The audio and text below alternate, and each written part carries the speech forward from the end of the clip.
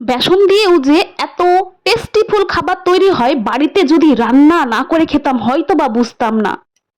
Hello guys, good morning. ছোট্ট একটা blog ভিডিওতে তোমাদের সবাইকে স্বাগত জানাই। আশা করি তোমরা যে যেখান থেকে ভিডিওটা দেখছো না কেন, ঈশ্বরের কৃপায় সবাই সুস্থ আছে এবং ভালো আছে। তো হ্যাঁ বন্ধুরা, আমি ভিডিওটা একটু লেট করে ফেলেছি, প্রথম থেকে তোমাদের দেখাতে পারিনি। তো আজকে আমি বেসন দিয়ে বড়া বানিয়েছি, সেই বড়াটা আমি জলের ভেতরে ভিজিয়েছি, ঠিক আছে। তো বন্ধুরা, তোমাদের প্রথম থেকে দেখাইনি তো কি হয়েছে, আমি কিভাবে রান্না করেছি সেটা একটু বলে দিচ্ছি, ঠিক আছে।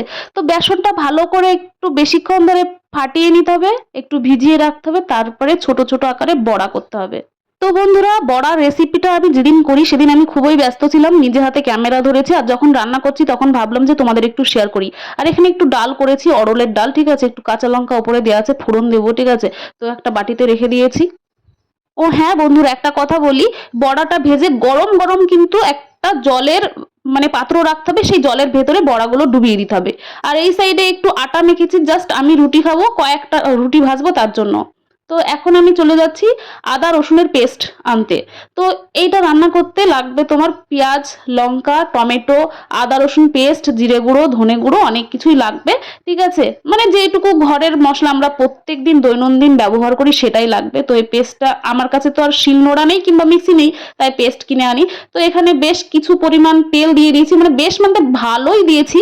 আর এখানে তার মধ্যে ফোড়নে দিয়েছি কালো জিরা, আর তারপরে দিয়েছি কোচানো পেঁয়াজ, আর তারপরে দিয়েছি আমি কোচানো টমেটো আর লঙ্কা দিয়ে ভালো করে ভাজার পরে দিয়ে দিলাম আদা রসুনের পেস্টটা। তারপরে আবারও ভালো করে কষিয়ে নিচ্ছি, ঠিক আছে। আর আগে থেকে সেদ্ধ করা আলু ছিল, সেই আলুটা আমি এখন দিয়ে দিলাম কষানো মশলার ভেতরে।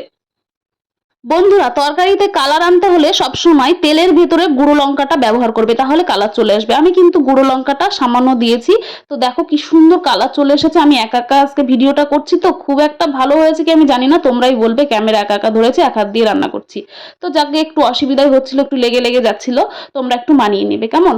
তো দেখো কি সুন্দর রান্নাটা, সত্যি কথা বলতে কি সুন্দর, আমি নিজেই বলছি। খেয়েছি তো, খাওয়ার পরে আমি তোমাদেরকে রিভিউ দিচ্ছি, ভীষণ ভালো লাগে। তো বেসন যতই তুমি তরকারির মধ্যে দাও না কেন, নরম হয় না, শক্ত হয়ে যায়। তার জন্য কি করতে হয়, একটু ভাজার পরপরই জলের ভেতরে চুবিয়ে রাখতে হয়। তো যাক গিয়ে এখন এখানে একটু জল দিয়ে ভালো করে কষাবো মশলাটাকে। এর মধ্যে আমি জিরে গুঁড়ো, ধনে গুঁড়ো সবকিছু দিয়েছি, দিয়ে ভালো করে কষাচ্ছি। দেখো একটু জল দিয়ে না কষালে না পুড়ে যায় মশলাটা। তো এইভাবে কি কেউ বানিয়ে খেয়েছো? যদি কেউ খেয়ে থাকো আমাকে একটু কমেন্ট করবে, ঠিক আছে। এরপরে আমি বড়াগুলো দিয়েও ভালো করে কষিয়ে নেবো একটু, তারপরে পরিমাণ মতো জল দিয়ে দিব। তো আমার তো ভালো লেগেছে, তোমাদের কেউ যদি খেয়ে থাকো একটু কমেন্ট করবে। আর যারা খাওনি এখনো, বানিয়ে খেও একটু, তারপরে বুঝতে পারবে যে কতটা টেস্ট।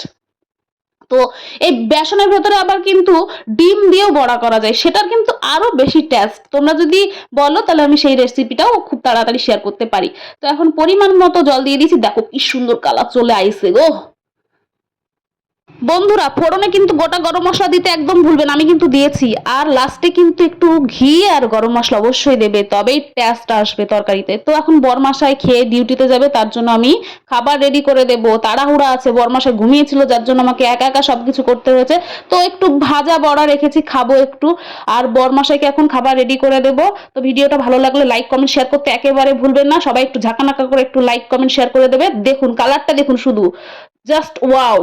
সবাই ভালো থাকবেন, সুস্থ থাকবেন। নেক্সট কোনো ব্লগ ভিডিওতে আবার দেখা হবে। Tata, bye bye.